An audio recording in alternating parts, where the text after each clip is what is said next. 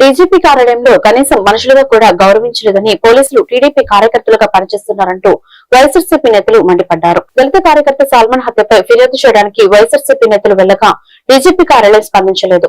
దీంతో ఆ పార్టీ నేతలు ధర్నాకు దిగారు. చివరికి ఫిర్యాదును ఏడీజీ తీసుకున్నారు. డీజీపీ ఆఫీస్ కు వచ్చిన వారిలో మాజీ మంత్రులు అంబటి రాంబాబు, విడుదల రజని, వెల్లంపల్లి శ్రీనివాస్, ఎమ్మెల్సీలు లీలా అప్పిరెడ్డి, రుహల్లా, మొండితోక అరుణ్ కుమార్, మాజీ ఎమ్మెల్యేలు మల్లాది విష్ణు, కాసు మహేష్ రెడ్డి, గోపిరెడ్డి, శ్రీనివాస్ రెడ్డి, టీజీఆర్ సుధాకర్ బాబు తదితరులు ఉన్నారు.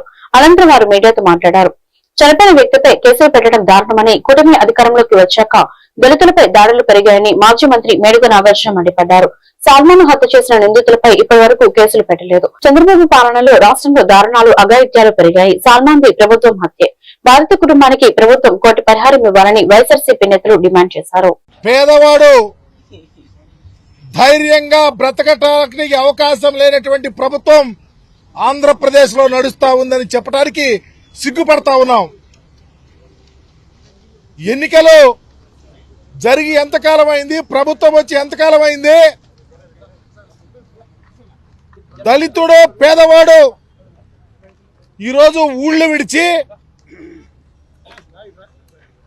పలాయనం చిత్తపించాల్సిన పరిస్థితి ఈ ప్రభుత్వం ఎందుకు తీసుకొచ్చిందో దానికి సమాధానం ఎవరు చెప్తారో చెప్పాలని చెప్పి ఈరోజు మీ ద్వారా డిమాండ్ చేస్తా ఉన్నాం. ఈరోజు మందా సాల్మన్ హత్య ప్రభుత్వ హత్య. ఈ హత్యను ప్రేరేపించిన వాళ్ళు, కారకులు ప్రభుత్వం. దీనిని వెంటనే సిబిఐ ఎంక్వైరీ చేయాలని డిమాండ్ చేస్తా ఉన్నాం. హత్య జరిగినటువంటి తీరు ప్రభుత్వంలో చంద్రబాబు నాయుడు గారు ముఖ్యమంత్రి అయినప్పటి నుంచి పిన్నెల్లి గ్రామంలో దాదాపు 200 కుటుంబాలు ఎస్సీ, ఎస్టీ, బీసీ మైనారిటీ వర్గాలు ఊరి నుంచి వెలేస్తే, తరిమేస్తే ఇప్పటి వరకు ఎస్పీలకి, డిఎస్పీలకి, సిఐలకి చెప్తే ఆదరించిన వాడే లేడు. చివరికి పాపం ఒక దళితుడు ఎస్సీ నాయకుడు సాల్మన్ ఆ ఊర్లోకి పోయి ఆయన భార్య క్షేమాల కొరకు, ఆరోగ్యం కొరకు పోతే నిర్దాక్షిణంగా పట్టపగలే చంపేశారు. చంపాడ్రా మహాప్రభు, చంపుతున్నారా అని పోలీసులకు ఫోన్ చేస్తే కేసు కట్ల. అన్కాన్షియస్ కోమాలోకి పోయాడు, చేతులు ఎత్తేశారు డాక్టర్లు.